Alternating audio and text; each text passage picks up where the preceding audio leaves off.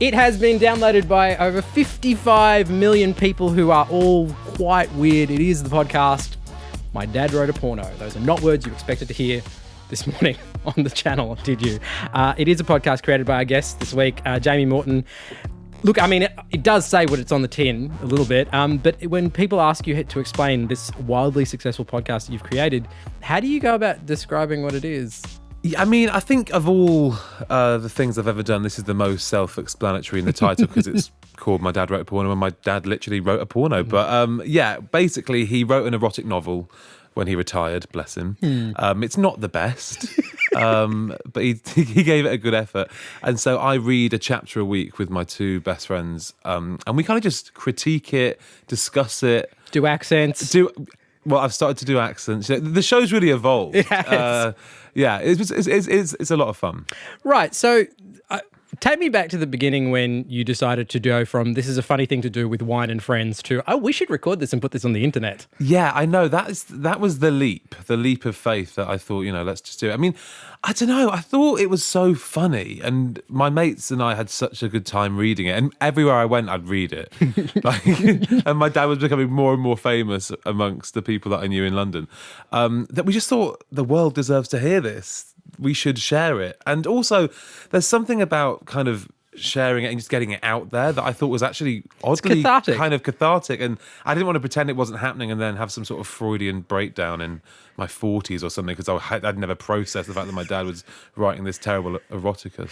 So we should say your dad has a nom de plume, which he is Rocky Flintstone. Of course he is. It's quite a classy name, isn't it? Amongst his own friends, yeah. Surely this has changed their impression of him because the impression I get from the podcast is that this isn't the sort of thing you would have expected that he would have done. No. He's eccentric and a bit mad in a really lovable way, but not in a way that I mean, he just isn't very arty. So the fact that he was writing a book was a little bit odd because he was a builder, he was a salesman before that. He's a very physical kind of worker. So the fact that he kind of picked up a pen and started to be creative was an interesting choice, and it's had mixed results, clearly. When did you realise the podcast was like a gigantic stonking success? Now that you've just said it, I don't know. It's been such a slow burn. I think it's been a real word of mouth kind of. I think when name drop awkward, but when Elijah Wood tweeted about the show, that was a real moment for us to be like, oh, look at that name you just dropped on the ground there. Are you going to pick that up? Or? Well, I'm not, and I'm going to own it because he's been on the show and he wants to play the youngest man in the film. So no, him kind of really championing the show was a real moment for us to be like, wow, it's found an audience beyond.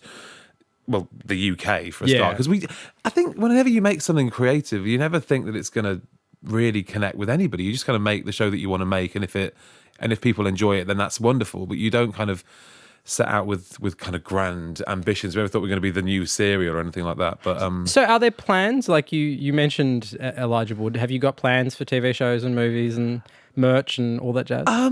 Yeah, merch for sure. We've got a brand new range coming out really soon, like in the next day or so. Dare I ask, range of what? Not sex toys, don't worry. Have you considered it though? We are definitely having conversations about what we can do with it because my dad's created a world that is so rich and bizarrely intriguing and people really respond to it. I want to know who owns the copyright on that. Because it's like his books are nothing without your podcast and your podcasts are nothing without his books. So if you do end up licensing it, how do you guys make that deal work? Well, we actually all work together currently as a four. So everything that the podcast kind of does is split four ways. So we are a team. So I want to talk about some of the reactions that you've gotten from people because I read a story that I felt just demanded follow-up questions. Did you get communication from somebody that said that listening to the podcast made losing their virginity easier? Yeah.